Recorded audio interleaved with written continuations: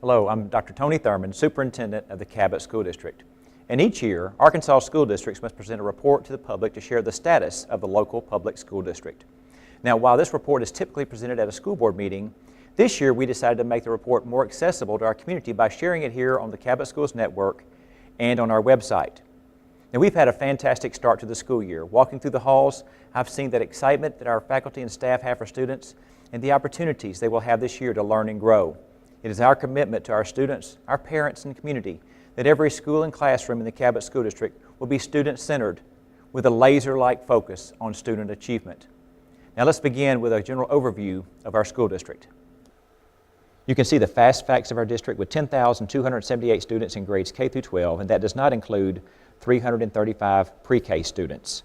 Our budget summary shows an ending balance of slightly over $7 million, and our legal balance history a percentage balance of 9.32 ending. And the state of Arkansas doesn't have a specific number, but we try to shoot between 6 and 10% just to make sure that we maintain fiscal solvency of the school district. You can see our bond payments in 2006 when I started as superintendent of the school district and our bond payment for this last year. In layman's terms, a bond payment is much like a mortgage on a house. It's what we have to pay back for what we've borrowed over the years. And over the years, we have not extended the term of any bonds during my superintendency. Working with our school board, they've done a wonderful job of providing the resources we need to educate children, but also of managing the debt of the district. Most importantly, look at that principal debt in 6-7 at $61 million, and in 17-18, $59 million. And in the last 11 years, we've done $105.1 million in renovations, new construction, and acquisitions. Again, while our principal debt actually decreased and our bond payment only slightly increased. The next slide shows our state equalization funding history. 18-19 year, we're being funded at $6,781 per student.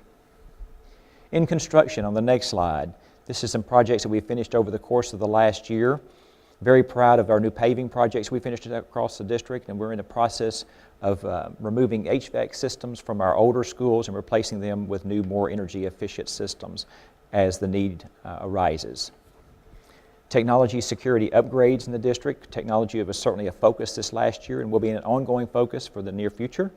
And you can see how much the camera upgrades we've done across the district along with other upgrades that have happened. Our most extensive change was at Middle School South with the moving of the playground and at West Side Elementary with the renovation of that office area. Now the next side with planned capital projects, it's important to keep this in context because there's projects there that may never happen, but the state of Arkansas requires us to plan for 10 years out. So though there's projects listed that may or may not happen, if you have them there, then you can qualify for funding. If you don't have projects on the list, they look at how long you've had that in the planning process, and that's what gives you a better chance of it being funded by the state or for the state to provide funding.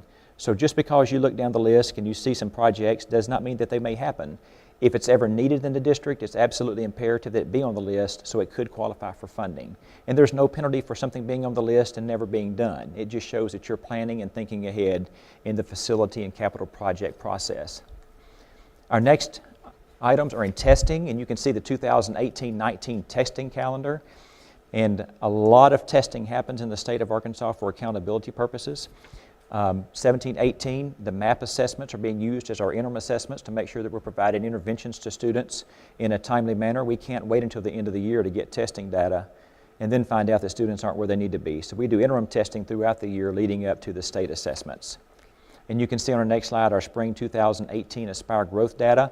And we did have good growth across the district in many areas. And of course you can also see that we have areas to improve. I think sometime when you get to the point where you don't feel like you can grow, then we're not going to be useful in this business. We always want to improve and we always want to provide more for students and for teachers. The spring 2017 ACT growth data is also included, and this is for juniors only. This is the state test for grade 11. The Aspire now requires that all students take the ACT exam as part of the testing sequence for grade 11. And you can see that in the ACT results slide. If you'll notice, in 2016 we tested 510 students, and in 17 we tested 764, and that's the year that the ACT exam became the state accountability exam for public schools during the junior year. So now we have students taking the exam that may or not be motivated to do so. In the past, it was always an option to take the ACT exam. It's no longer an option as part of the testing sequence for juniors.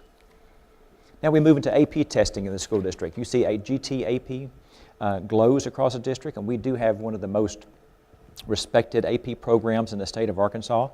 And if you look at testing for our scores for AP exams, a 3 is considered exemplary. So what we want are 3s, 4s, and 5s on AP exams. 3s, 4s, and 5s. Again, GT and AP grows, included on the next slide. And the next chart provides the Arkansas state average versus Cabot Public Schools for AP success rate, 3s, 4s, and 5s. And again, in Arkansas, let me explain AP exams.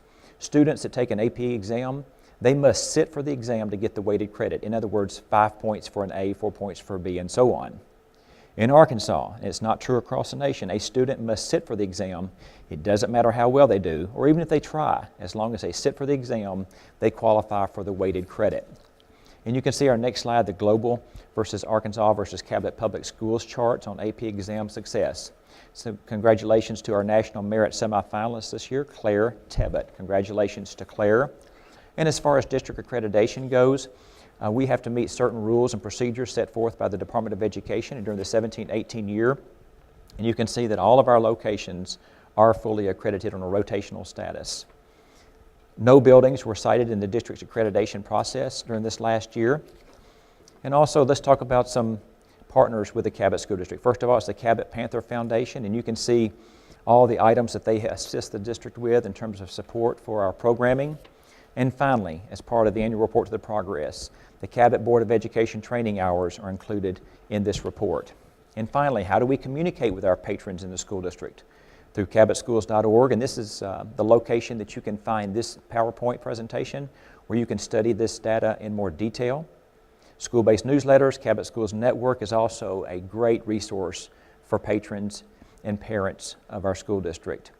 Social media, articles in local papers. We get a lot of television media coverage in the school district, parent meetings, meetings with licensed and classified staff, and also the automated messaging system, which I'm sure that you're all aware of, and of course our school marquees. And finally, community and school partnerships. So many partners in the Cabot School District that work toward helping our teachers and our students be successful. All of those entities that are listed, and I may have left off a few, there's just so many people that make a difference in the lives of our children. And finally, again, every school and classroom in the Cabot School District, it will be student-centered with a laser-like focus on student achievement. Again, I think this is a very important statement for our school district. We want all students in the Cabot School District to be successful and have the opportunity to achieve their educational goals. As part of the annual report to the public, you are encouraged to ask any question or express any concern you may have. Contact information for myself and our school board members can be found on our district website. And this presentation can be found in full detail on our website as well. We look forward to an exciting year and seeing our students make great achievements. And thanks for choosing the Cabot School District. Go Panthers!